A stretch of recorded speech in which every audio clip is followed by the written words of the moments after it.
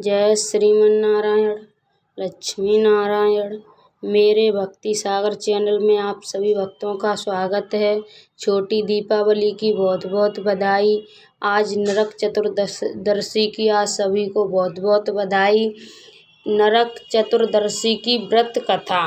दीपावली के 5 दिन उत्सव में धनतेरस के बाद नरक चतुर्दशी मनाई जाती है। इस दिन को छोटी दीपावली, रूप चौदस और काली चौदस भी कहा जाता है। इस दिन यम पूजा, कृष्ण पूजा और काली पूजा होती है। इस दिन दक्षिण भारत में वामन पूजा का भी प्रचलन है। आओ नरक चतुर्थी व्रत कथा सुनते हैं। पहली कथा। नरकासुर को भौमासुर भी कहा जाता है। कृष्ण अपनी 8 पत्नियों के साथ सुखपूर्वक द्वारका में रह रहे थे।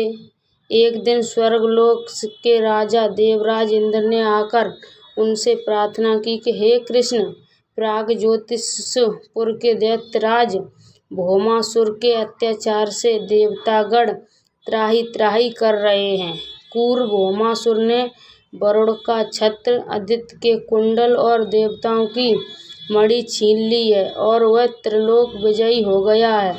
इंद्र ने कहा, भौमासुर ने पृथ्वी के कई राजाओं और आमजनों की अति सुंदर कन्याओं का हरण कर उन्हें अपने यहाँ बंदी गृह में डाल रखा है। कृपया आप हमें बताइए प्रभु।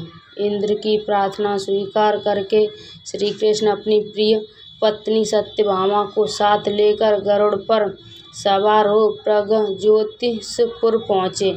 वहां पहुंचकर भगवान कृष्ण ने अपनी पत्नी सत्यभामा की सहायता से सबसे पहले मुर दैत्य सहित मुर के 6 पुत्रों ताम्र, अंतरिक्ष, श्रवण, भीमावसु, नवश्रान और अरुण का संहार किया।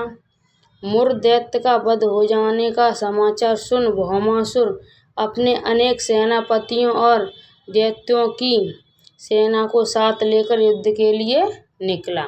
भौमासुर को स्त्री के हाथों मरने का श्राप था, इसलिए भगवान श्री कृष्ण ने अपनी पत्नी सत्यभामा को सारथी बनाया और घोर युद्ध के बाद अंत में कृष्ण ने सत्यभामा की सहायता से उसका वध कर डाला। इस प्रकार भौमासुर को मारकर श्री कृष्ण ने उसके पुत्र भगदत्त को अभय दान देकर उसे प्रगज्योति का राजा बनाया।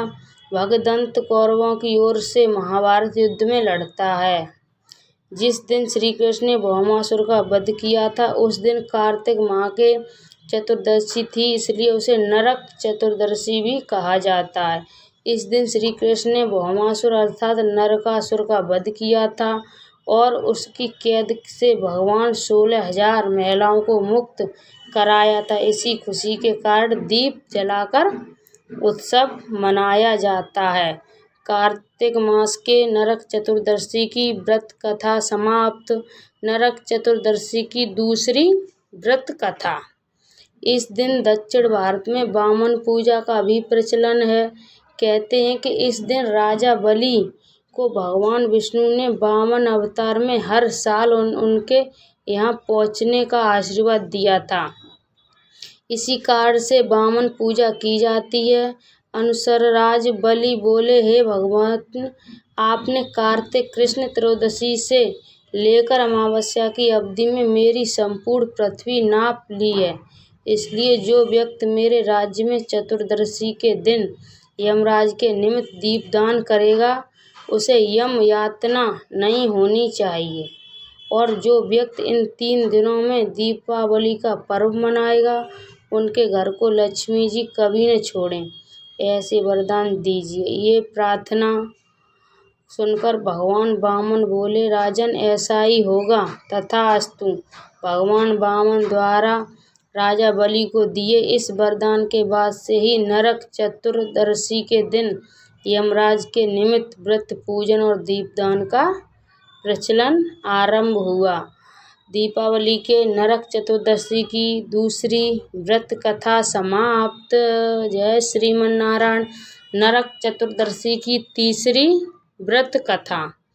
तीसरी कथा यह है कि रतिदेव नामक एक धर्मात्मा राजा थे। उन्होंने अनजाने में भी कोई पाप नहीं किया था। फिर भी जब मृत्यु का समय आया तो यमदूत उन्हें नरक ले जाने के लिए आग धमके। राजा ने कहा कि आप मुझ पर कृपा करें और बताएं कि मेरे किस अपराध के कारण मुझे नरक जाना पड़ रहा है। ये सुनकर यमदूत ने कहा कि हे राजन, एक बार आपके द्वारा एक ब्राह्मण भूखा लौट गया था। ये उसी पाप कर्म का फल है। ये सुनकर राजा यमदूत के 1 वर्ष का समय मांगा। तब यमदूतों ने राजा को 1 वर्ष की मोहलत दे दी। राजा अपनी चिंता लेकर ऋषियों के पास पहुंचे और उन्हें अपनी सारी कहानी सुनाकर उससे इस पाप से मुक्ति का उपाय पूछा। तब ऋषि ने उन्हें बताया कि कार्तिक मास की कृष्ण पक्ष की चतुर्दशी का व्रत करें और ब्राह्मण को भोजन करवाएं और उनके प्रति हुए अपने अपराधों के लिए क्षमा याचना करें।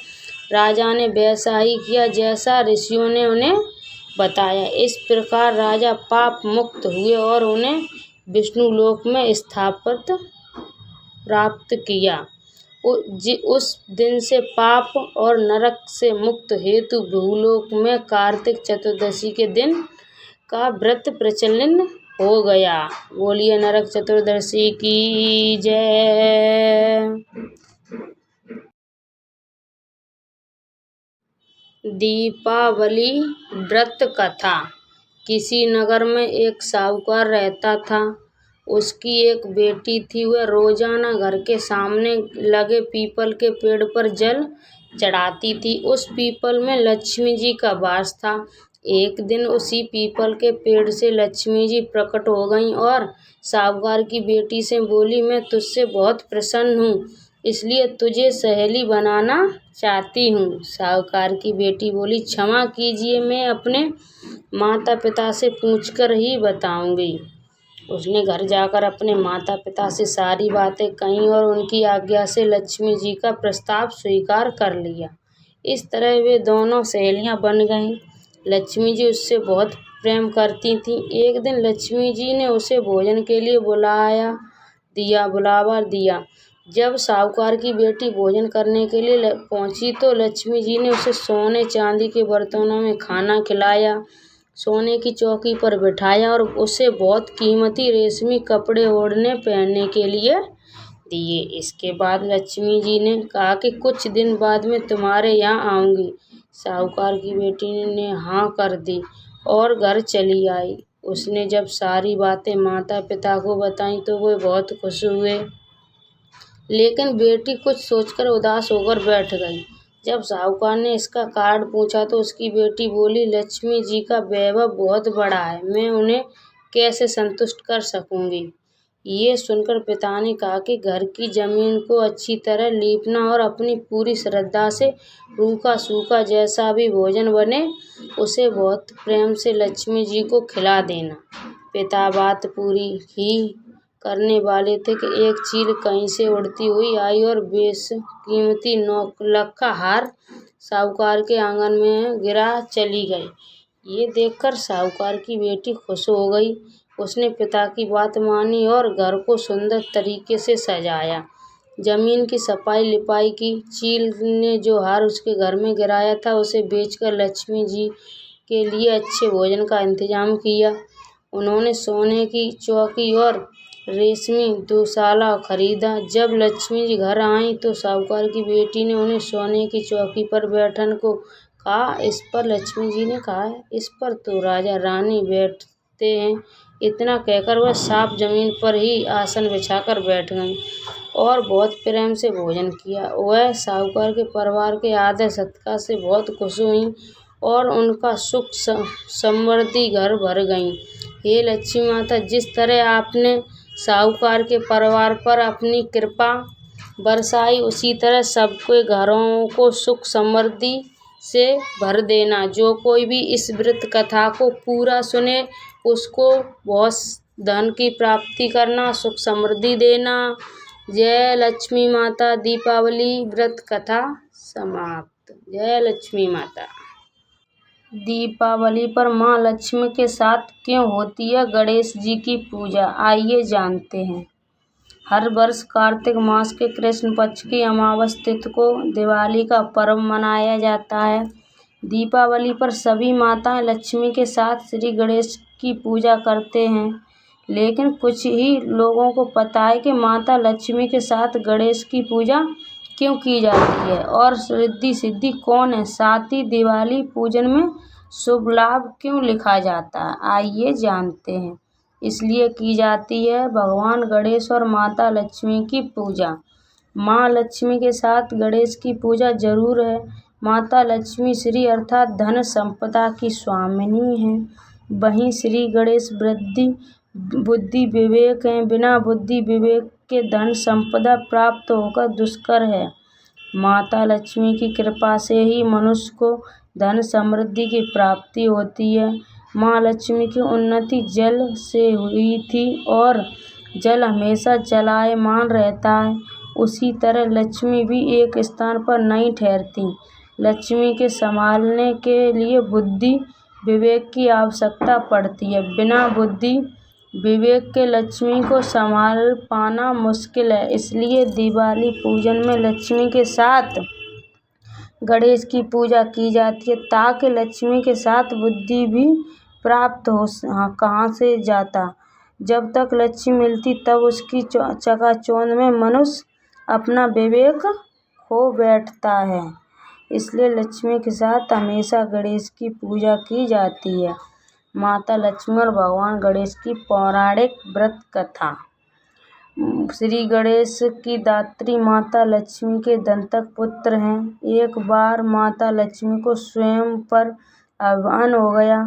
तब भगवान विष्णु ने कहा कि भले ही पूरा संसार आपकी पूजा पाठ करता है और आपके प्राप्त करने के लिए हमेशा व्याकुल रहता है, लेकिन अभी तक आप अपूर्ण हैं। भगवान विष्णु ने ये कहने के बाद माता लक्ष्मी ने कहा कि ऐसा क्या है कि मैं अभी तक अपूर्ण हूँ। तब भगवान विष्णु ने कहा कि जब तक कोई स्त्री माँ नहीं बन पाती तब तक वह अपूर्ण प्राप्त नहीं कर पाती।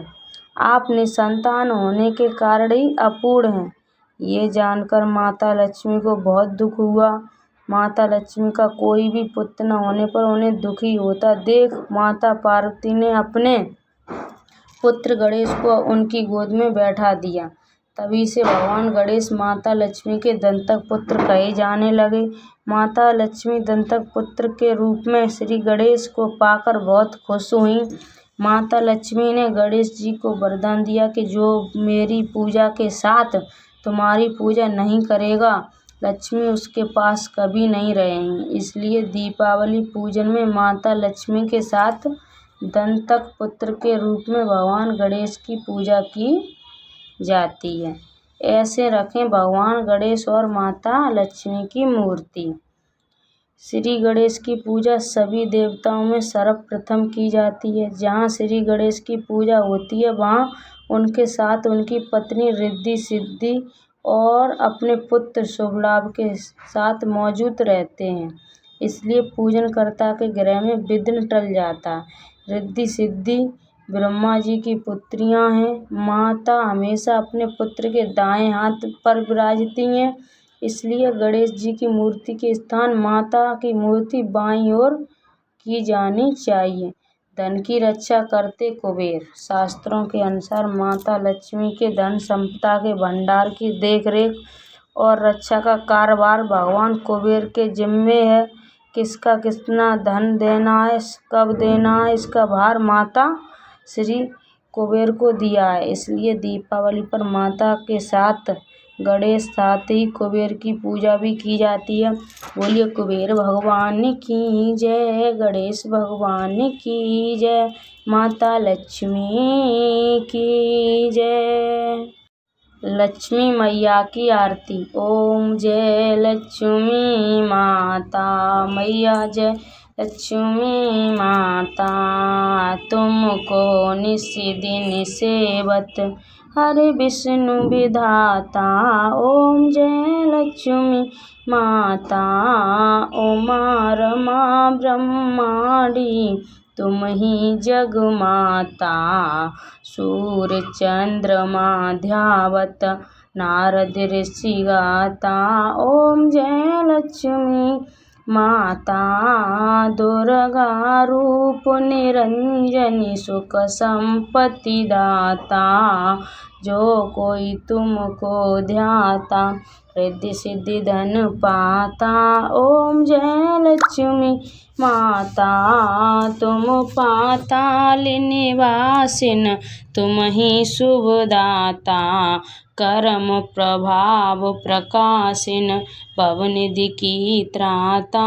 ओम जय लक्ष्मी माता। जिस घर में तुम रहती सब सद्गुण आता। सब संभव हो जाता मन नहीं घबराता। ओम जय लक्ष्मी माता। तुम बिन यज्ञ न होते वस्त्र न कोई पाता। खान पान का वैभव सब तुमसे आता। ओम जय लक्ष्मी माता। शुभ गुण मंदिर सुंदर क्षीर दधी जाता। रत्न चतुर्दश तुम बिन कोई नहीं पाता। ओम जय लक्ष्मी माता। महालक्ष्मी जी की आरती जो कोई नर गाता।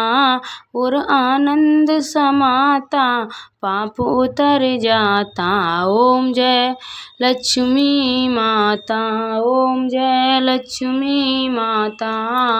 लक्ष्मी मैया की जय।